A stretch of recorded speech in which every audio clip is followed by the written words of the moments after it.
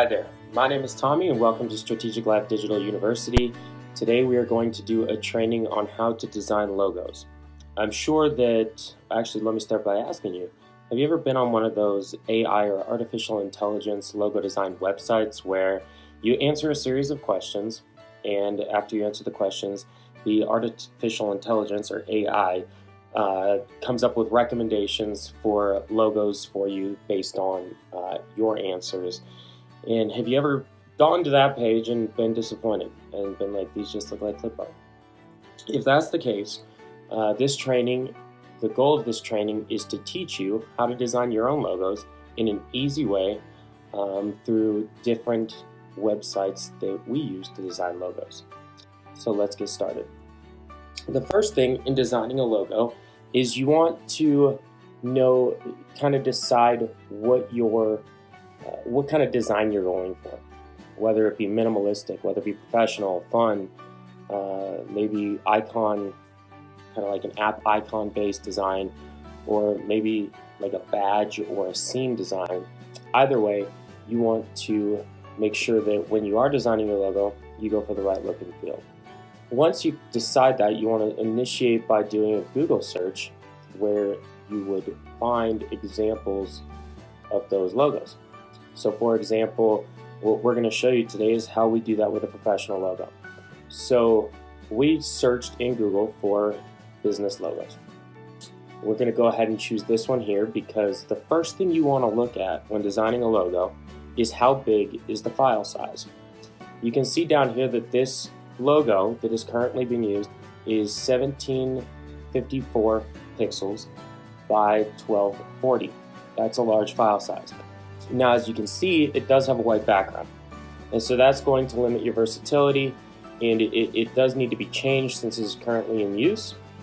But there is nothing wrong with finding current logos in use and pulling elements from those and adding different elements to them to create your own unique design.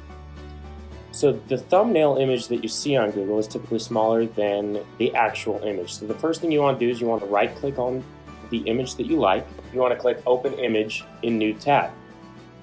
Once you do that, it's going to pull up the image here. You can zoom it in to get it a little bit closer, but that usually doesn't help you that much. So once you're here, you want to right click and do Save Image As. This is where you're going to save it. So we're just going to go ahead and do Business Professional Logo. But you can save it however you want to save it, and then you choose where you want to save it to. Today's class is being done on a Mac computer, but all of this can be done on a PC. So I'm going to go ahead and save that, and I'm going to do the first step. The first thing I want to do is I want to be able to pull the background out of this design. So I'm going to go ahead and go to clippingmagic.com. This is a paid service, but it's very affordable. You can pay as little as, I think it's $5 a month for a few credits, and that's really all that you would need if you're just designing your one-off logo for your business. So we're going to go ahead and find that image. We're going to select it and put it in Clipping Magic. Once it's in there, what we're doing in this software is we're going to go ahead and pull out the white background to make it a PNG or image or a transparent image so that that background is transparent. That's these dots. If you see my green little bubble there, that's those dots up there. So on the left is where I'm going to do my editing, where I'm going to pull out the white background. On the right, you will see the result. So everything that I want to stay in this image, I go ahead and put the green cursor over and click, letting the software know that I want to keep that in this design. And really all I want to pull out of this design is just kind of this skyscraper building element. The rest of it I'd like to be taken out. So then I go up here, I switch from the green to the red, and I'm going to go ahead and just click on the white. And if you see on the right hand side of the screen right here, it has taken out all of the text here, everything going on down here, and the white background to give me exactly what I want. But let's pretend it's a lower quality image. And sometimes you will find those, a smaller image, that you still want to be able to use. By scrolling in, you can zoom into the actual individual pixels, and let's say I don't like this light purple element right there. I can go ahead and take that out. Now that's going to take more detail because as you can see it's kind of doing jagged lines, but if I do it enough times, it will straighten out those lines. Maybe I feel like that's just getting too complicated, and so what I can do if I feel that is I can go up here, switch from the red to the erase icon.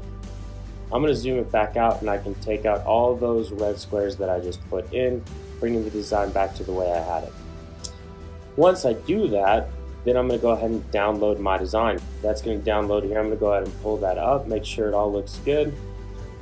I'm going to then make sure I put it in the right file that I want it to go to, and I'm going to save it. The next thing I'm going to do, if you can see in this image here, it kind of has this white hue on the outline. The lines don't look that crisp. So I'm going to put it into another editor. This one is PicMonkey.com. And what I want to do is I want to take out all the colors because I want to be able to manipulate the colors. The only way you can manipulate colors is if you change it to black. Any other color is not, when you try to change it, it's not going to render as the color that you want it to. Also, I've got all of this space going on here, so I'm going to go ahead and crop it to be just the icon that I plan to use for my logo. And that's the first step that I'm going to do. I'm going to give myself a little bit of space because I'm not ready to finalize it. I want a little bit of canvas space there. And then I'm going to go to this wand right here. I'm going to click on that. I'm going to come down to Super Black and White, or Super B&W. What that's going to do is it's going to allow me to make it black. I'm going to bring down the brightness and the contrast. I'm going to do it a couple times because to turn white into black, you have to do it a few times to get it all black, because the first couple times it changes it to gray. And so I'm just going to do that 3 times. I'm going to go ahead and apply that. I'm going to now save it, and I'm going to save it as the same thing because I don't care about the original file.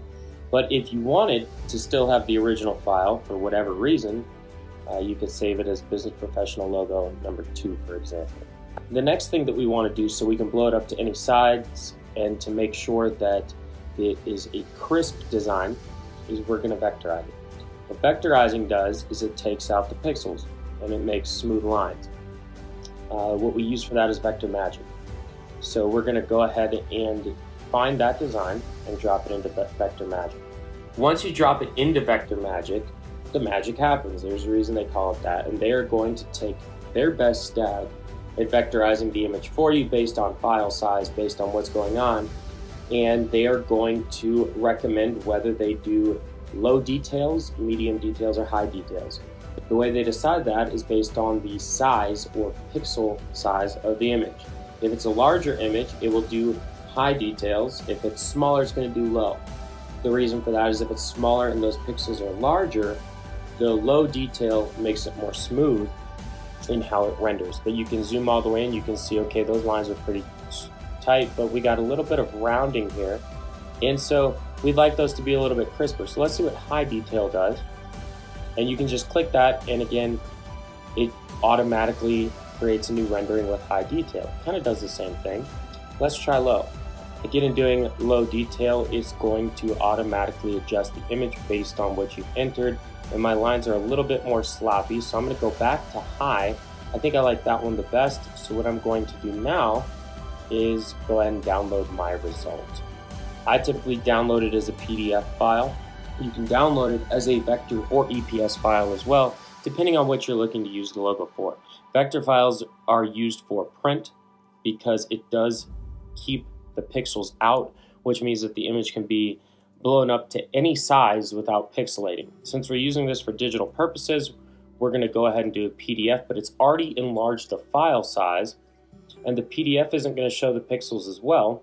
And then I'm going to go ahead and open the PDF here, and then to reintroduce pixels so I can put it into one of those editors, I'm going to zoom in the image as large as I can, and I'm going to screenshot it. If you're using a Mac computer, to do a drag and drop screenshot, it's just Command-Shift-4.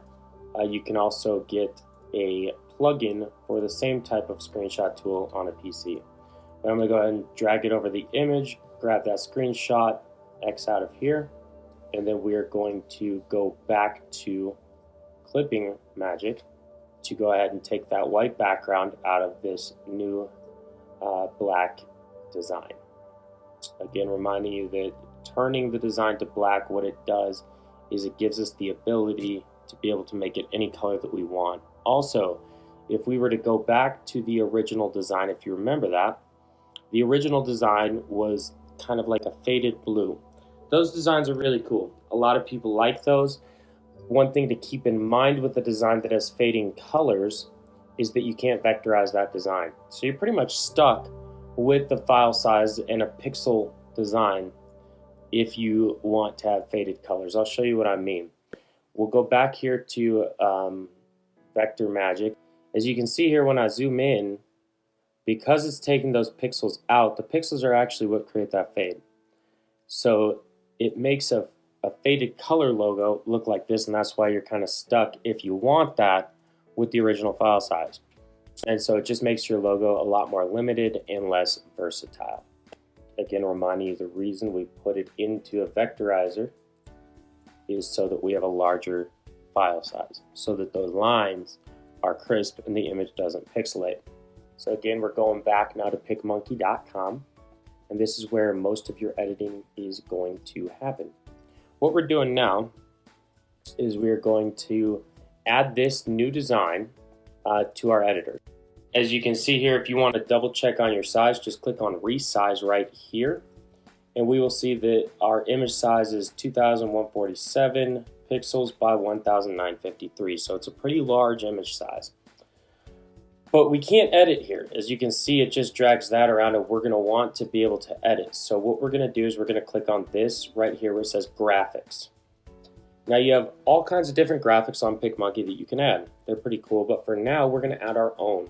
We're going to add the exact same graphic so that now we can change the color, we can edit it, we can really manipulate this image to do what we want it to do.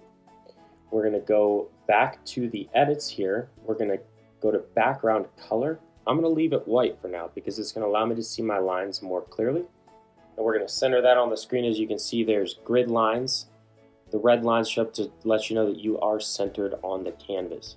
Now, for this design, what I want to do is I'd like to make part of it dark blue, or it's our version of dark blue. It's kind of a royal blue, you'll see. So I'm going to go ahead and I'm going to select now this image that we have overlaid. By just clicking here, it brings up my editing box. I'm going to click on the color wheel, and if I want to do a specific color, I can. If I don't, let's say I wanted to go with red, I can click on this little dot here, drag it anywhere I want to see, okay, is that the red I want, and I can choose that. If I want to do another color, I can slide this here to the right color that I want. But in this case, I happen to know the color code, so I'm just going to highlight that right there and paste in the color that I want. I also want to add a light or a baby blue color to that as well. So what I'm going to do is I'm going to select this. I'm going to right click and hit duplicate layer. It's going to create a duplicate of our business professional logo. I'm going to go ahead and center that on the screen as well. And then I'm going to again click my color wheel, paste in the color code that I want, and it turns it to light blue. But now, like I said, I wanted two colors. So I have to remove a portion of this since I have the darker blue behind it. So I'm going to click out of the color wheel and I'm going to click on erase. In erase, you got multiple things that you can see. You got the strength of the eraser, that's how much it's going to pull out. You've got the hardness, that's kind of the edges of the eraser, how hard they're going to be. And then you have the size. I want my edges hard because, like I said, I want crisp lines in my design. But if you ever want to do fading, you want your hardness lower. I'm going to make my eraser size the largest possible for now. I know that I'm going to have to end up changing that. But for this first one, it just makes it easier to have the largest possible size. And I'm going to highlight what I want to take out and just click on it. And it's going to go ahead and remove it, revealing that darker blue version that is sitting behind the light blue, giving us that two-color feel, which is going to bring dimension to this design.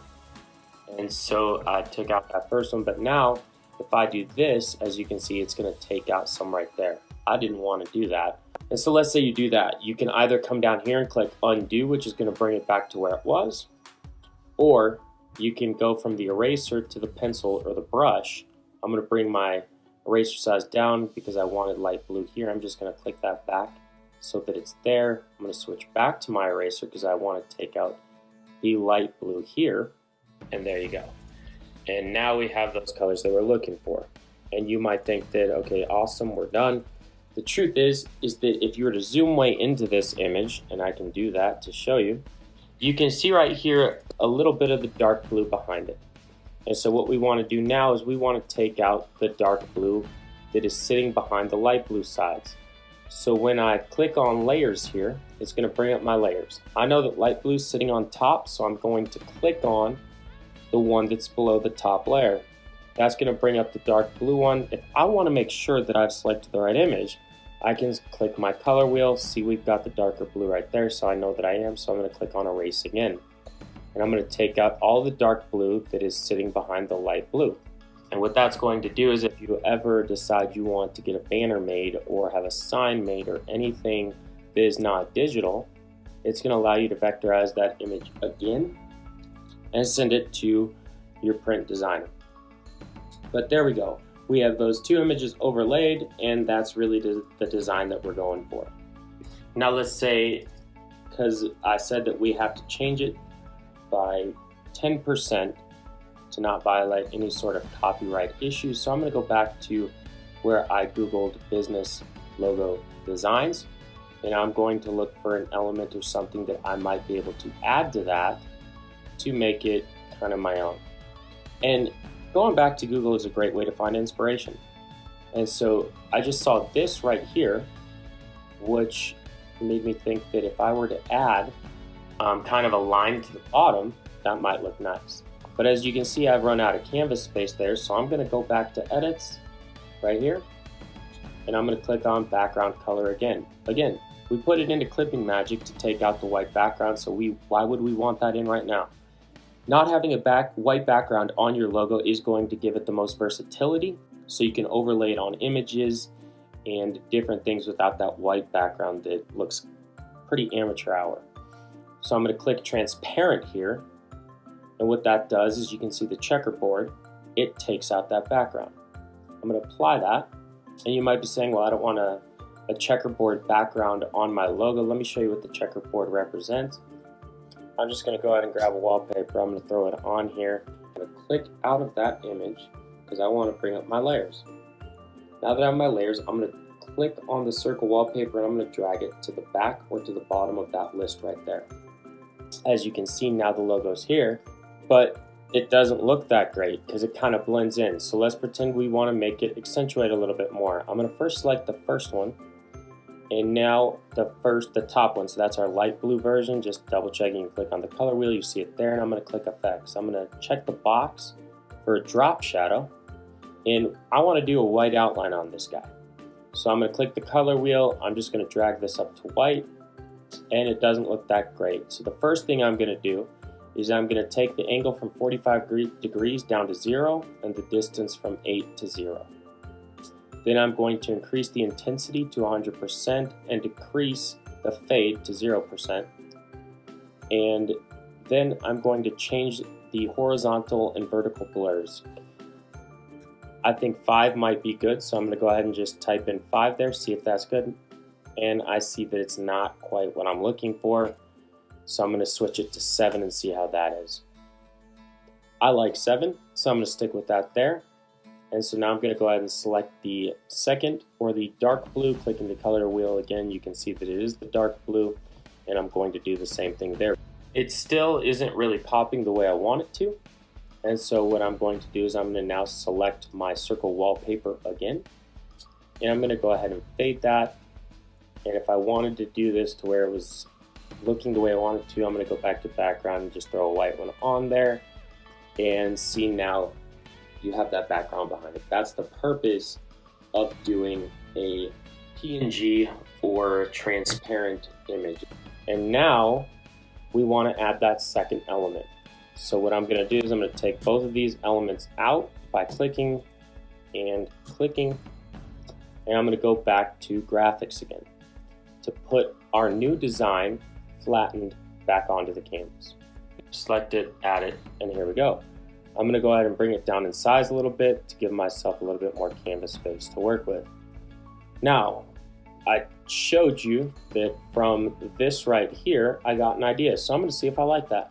Now I'm going to go to Scrapbooky. So again, it's under graphics. all the way at the bottom, I'm going to choose scrapbook because I think they might have something there that can work for me that I might like to add to this design. And looking at it now, I don't see exactly what I'm looking for, so I'm going to go back to Google and I'm going to look for other elements that might make the design what I want it to be. I kind of see what I'm going for in this one, but it's not quite what I'm looking for, so I'm going to continue looking. Or let's pretend we want to throw a mountain behind it. That might make it look cool. If you go to Google, you can type in mountain clip art. This is a great search term. Icon is also a great search term. So if we don't find what we're going for here, we might switch our search to mountain icon as opposed to clip art. But we're first going to see what our options are under the clip art option. I kind of like minimal because I think an outline might look cool. And this design looks pretty cool, but as you can see, it does have a watermark, so let's see what other options are available to us. Or this one's pretty cool looking. And so you can choose which one that you like, and when you find one that you like, we'll go ahead and go with this design right here. I'm just going to go ahead and right click, I'm going to save it, and now I'm going to go back to my vectorizer, Vector Magic. And again, you can access this site at vectormagic.com. And just to remind you and reinforce, we are not in any way paid to promote any of the sites that we use. We're just sharing with you what we use, hoping that it will help you if you are looking to design your own logo. I'm going to go ahead and bring this PDF here into frame. So we're doing exactly what we did the time before. We're going to go ahead and screenshot it. Again, on a Mac, that's Command-Shift-4. And now I'm going to go to clippingmagic.com. Again, we are not paid to promote any of these sites. It's just what we use. And to remind you, this is how we are going to take the background or the white out of the mountains to make it transparent. And I will show you why we do that in a second. Click it, and what I'm looking for when I click to open this here is, do I see any white that's hanging out there? Because if you see white and you want to overlay it, it will look bad if you're doing it onto a darker image. I see that it's pretty good, but again, the colors are going to be off if I just drop this gray image into PicMonkey right now and try to change the color and add it to my logo. I'll show you what I mean by that. And let's go ahead and add these two now to PicMonkey. Let's do the first one with the white background so you can see what I mean. And see, now it doesn't look right because the white is covering our original design. That's why we take the background out. So let's go ahead and add our new image that is gray. We're going to go ahead and add that. And let's say we want to make it the dark blue. So I'm going to click on the color wheel. I'm going to grab my pencil because I know the color I wanted. I clicked on the dark blue, but as you can see, it's this purple color. We're going to take this old mountain out of here. And we wanted it to be the dark blue in this instance. So what we're going to do is we're going to go ahead and pull the color out of this image here. So we're going to go back to our other tab of PicMonkey. We're going to find that. The mountain design, add it is gray. And we're going to go again to the little wand there, super black and white or super B&W. We're going to pull the brightness out all the way down to -100% and the contrast. Now it looks pretty black, but it's kind of tough to tell by the naked eye whether it truly is black or just a very dark gray. You would be able to tell once you put it onto your logo design to try to change the color if it doesn't change right, but I'm going to do it one more time just to be safe. Now I know that my design element is true black, and I'm going to go ahead and export that now, save it as the same thing, overwrite the old file, and now we're ready to drop that onto our design that we're working on. So let's say I put the wrong one in. I'm going to right click and just hit replace image. This allows me to go back to my files and mountain design. I'm going to go ahead and add that. Now if I want to do blue now just to show you why we change it to black, it will do that. Now that blends in too much. So for this one I think I am going to go with yellow. I'm going to go grab that yellow color code again, highlight the blue color code and just paste that yellow color code onto there. And now I'm going to bring back in, because as you can see here, it's a little too big. So again, when I see this image and select it, I just go to the corner. If you do it on the side, it's going to change the orientation. I don't want to do that. So again, just go into the corner and I'm going to bring it down in size a little bit. Now, I think I'm going to want it to where it kind of covers those edges there. And then what I'm going to do is select my main design again, and I'm going to have the eraser selected again because I think I'm going to pull out all of the original design here. But as you can see, here I took out a little bit too much. So my eraser size is too big, so I'm going to go to my brush and I'm going to reduce my eraser size, and I'm going to add that back. Then I'm going to go back to my eraser, continue doing what I was doing, take out all of the buildings that are sitting underneath our mountain. And there they're all taken out. Now the only other thing that I see, and I'm going to go back here, I'm going to change our background color to white to make this more obvious, because again, sometimes it's easier to actually design with a white background or canvas. You can see we have this little white space here. I don't like that because it's not on any of the other ones. I like the light blue to be all the way up against the peaks of the mountains, so I'm going to go back to graphics. I'm going to go to basic graphics, and I'm going to add a rectangle. Puts that on. I know I need it to be light blue, so I'm going to grab my color wheel, my pencil, boom, got the light blue, and then I'm going to bring it, I'm going to drag it around where I want it to be. I'm going to change the sizing of it, and then once I have the sizing right, I'm going to grab my solid rectangle and I'm going to bring it all the way to the back. As you can see, we got it hanging out here and peeking over a little bit, not a problem. So we're going to grab our eraser, and I have the wrong image selected there, so that's an easy mistake that you can make. If that ever happens, you just select undo. So again, I want my rectangle. So I'm going to go back to here, which shows all the layers that you have in your design. If you just click on layers, and I'm going to select my solid rectangle, go back to erase. And I'm just going to pull that out and pull that out. Great. Now our design is ready to go. So I'm going to go back to edits. I'm going to go to background color, make that transparent again. Go to crop, and I'm going to tighten up my design. And again, PicMonkey's great because it'll lock it where it tightens it up just on the edges to get you that perfect design file that is very versatile and can be used really anywhere. I'm going to go ahead and export it, and we're going to save that. And we are done and good to go. If you want to add text to your design, you can always do that. The beauty of PicMonkey is if you don't see a font that you like, you can always download fonts.